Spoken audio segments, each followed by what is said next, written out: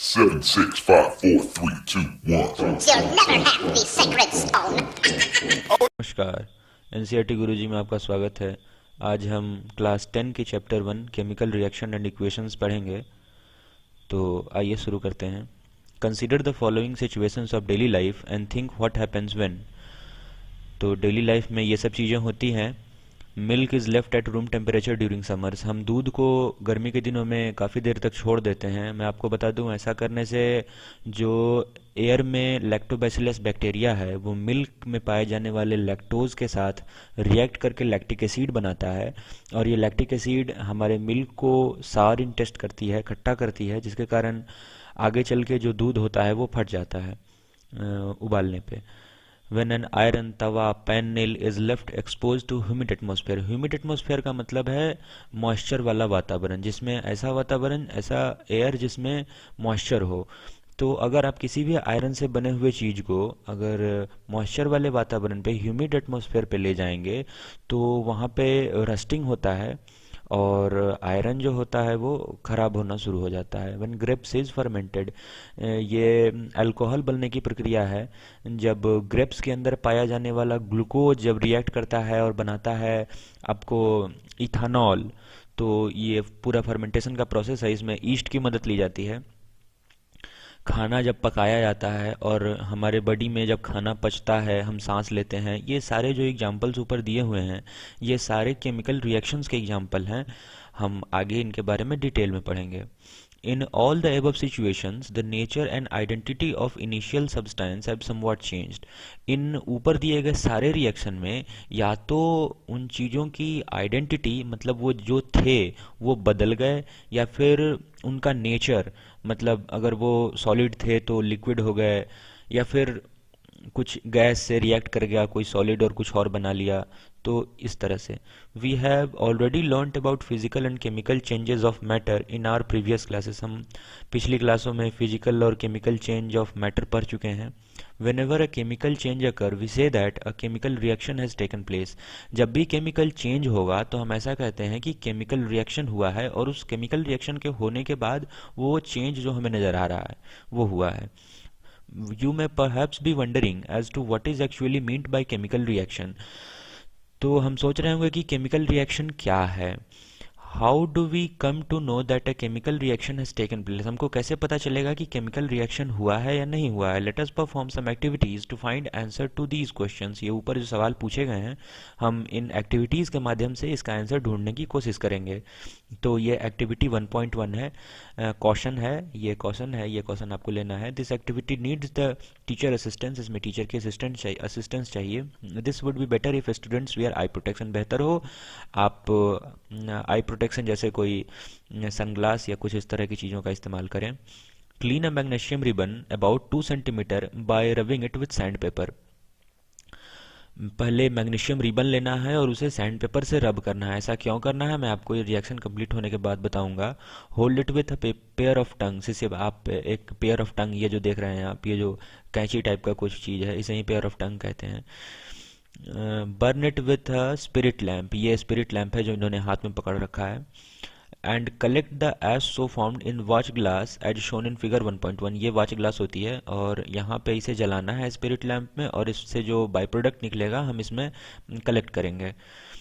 In the watch glass as shown in figure 1.1 the magnesium ribbon keeping it as far as possible. Burn the magnesium ribbon keeping it as far as possible to your eyes. हम अपनी आंख से जितनी दूर रख सकें magnesium ribbon को उतना बेहतर होगा। How do you what do you observe.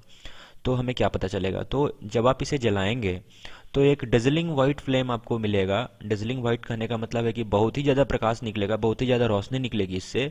इसीलिए आपको मना किया गया है कि आप उसे खुले आंखों से ना देखें, आप आई प्रोटेक्शन पहने। और हम मैग्नीशियम रिबन को साफ इसलिए कर रहे हैं यहाँ पे सैंड पेपर से।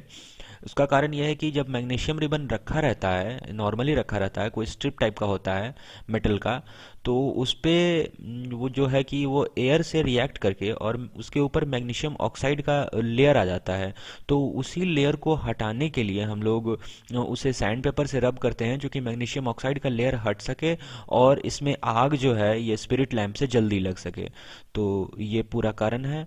और इसमें क्या हुआ कि ये जो मैग्नीशियम रिबन था वो बर्न करके इसका जो ऐश निकला, तो ये बेसिकली बताना ये चाह रहा है कि यहाँ पे एक रिएक्शन हो रहा है जिसमें मैग्नीशियम बर्न कर रहा है ऑक्सीजन में, मतलब जो Mg है वो रिएक्ट कर रहा है ऑक्सीजन से और बना रहा है मैग्नीशियम ऑक्साइड। ये जो ऐश आप देख रहे हैं वो मैग्नीशियम ऑक्साइड का है, वो आगे बताया जाएगा। Burning of magnesium ribbon in air and collection of magnesium oxide in watch glass. ठीक है, ये फिगर में क्या हो रहा है ये बताया गया है आपको। हम आगे चलते हैं। You must have observed that the magnesium ribbon burns with a dazzling white flame, वही बहुत तेज रोशनी वाली जो फ्लेम होती है, and changes into a white powder। ये white powder magnesium oxide है। This powder is magnesium oxide, ठीक है। It is formed due to the reaction between magnesium and oxygen present in the air। तो magnesium जो हमने जलाया और oxygen, आप जानते हैं कोई भी चीज़ जलती है, जलने का मतलब है कि ऑक्सीजन से रिएक्ट होना, ठीक है। तो जब मैग्नीशियम जली इसका मतलब है कि उसने ऑक्सीजन से रिएक्ट करा और बनाया मैग्नीशियम ऑक्साइड MgO। अब एक दूसरा एक्सपेरिमेंट है।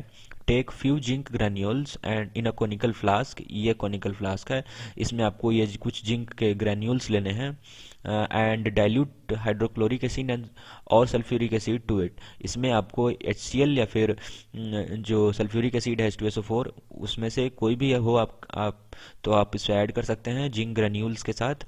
And what do you observe anything happening around zinc granules. उसके बाद आपको ऑब्जर्व करना है कि जिंक ग्रैन्यूल्स के आसपास क्या हो रहा है।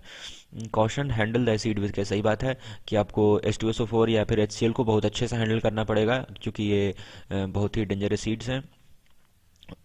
Okay, the touch the conical flask और test tube, is there any change in temperature. आप जब ऐसा करेंगे, जब आप HCl को डालेंगे जिंक ग्रेन्यूल्स के ऊपर, तो क्या होगा कि वो रिएक्ट करना शुरू करेगा और जो फ्लास्क का टेम्परेचर है वो गर्म होना शुरू होगा। तो आप देखेंगे इसमें ये सब होगा। From the above three activity we see that any of the following observation help us to determine whether a chemical reaction has taken place। तो अगर ये चीज़ें होती हैं कि चेंज इन स्टेट होता है, मतलब चेंज इन स्टेट का एग्जांपल जैसे कि मिल्क का कर्ड में चेंज होना, दूध का दही बनना, ये चेंज इन स्टेट का एग्जांपल है। और change in order, change in colour, sorry, so change in colour, अगर कोई कलर चेंज होता है, जैसे आप देखेंगे इस वाले एग्जांपल में यहाँ पे ये एक मेटल टाइप का होगा, इसमें मेटल लश्चर होगा और आप जब इसे जला देंगे तो ये मिल्की वाइट पाउडर बन जाएगा। यानी यहाँ पे चेंज इन कलर आपको दिख रहा है, यहाँ पे चेंज इन स्टेट भी आपको दिख रहा है इस रिएक्शन में। मतलब ये पहले सॉलिड स्टेट में था, अब ये पाउडर है, तो ये चेंज इन स्टेट था। इवोल्यूशन ऑफ गैस, अगर किसी भी रिएक्शन से गैस निकले तो वो एक केमिकल चेंज का एग्जांपल होगा। अगर टेम्परेचर चेंज है, यहाँ पे देखिए आप टेम्परेचर चेंज हो रहा है इस कोनिकल फ्लास्क का, तो अगर ये चारों चीज़ें अगर आपको किसी भी रिएक्शन में देखने को मिलती है, चारों नहीं मतलब इसमें से कोई भी एक चीज़, या फिर अगर चारों हो तो सबसे बेहतर हो, तो अगर इनमें से कुछ भी अगर एक पाया जाता है किसी भी केमिकल रिएक्शन में, किसी भी फॉर्म चेंज में किसी भी, तो हम उसे केमिकल रिएक्शन कहते हैं। As we observe the change around us, we see that there is a large variety of chemical reactions taking place around us। हम पाते हैं कि हमारे आसपास बहुत सारे chemical reaction होते रहते हैं, सही बात है। We will study about the various type of chemical reaction and their symbolic representation in this chapter। हम पढ़ेंगे उसके बारे में। Chemical equations, activity 1.1 can be described as when a magnesium ribbon is burnt in oxygen, it get converted into magnesium oxide। हम इसे इस तरह describe करते हैं कि जब मैग्नीशियम रिबन को बर्न किया गया ऑक्सीजन में, जो ऊपर वाला एक्टिविटी था हमारा जो हमने पढ़ा था स्ट्रिप को जलाने वाला, it is converted into magnesium oxide, तो वो ऑक्सीजन से रिएक्ट करके मैग्नीशियम ऑक्साइड बनाया, मैंने आपको पहले बताया।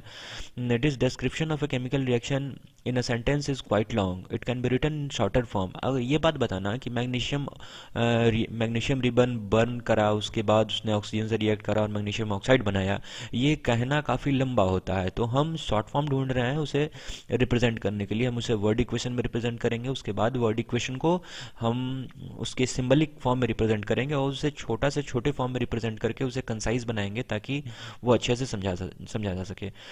It can be written in shorter form. Okay, the simplest way to do this is to write it in word equation. Word equation for the above reaction would be magnesium plus oxygen is equal to magnesium oxide.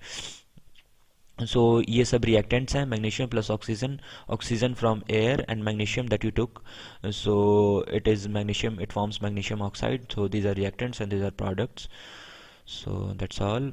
The substance that undergoes chemical change in the reaction 1.1 magnesium and oxygen, जो substance chemical जिन substances के साथ chemical change हो रही है वो है magnesium और oxygen, और जो product बन रहा है वो है reactants. The new substance magnesium oxide formed during the reaction is the product. जो magnesium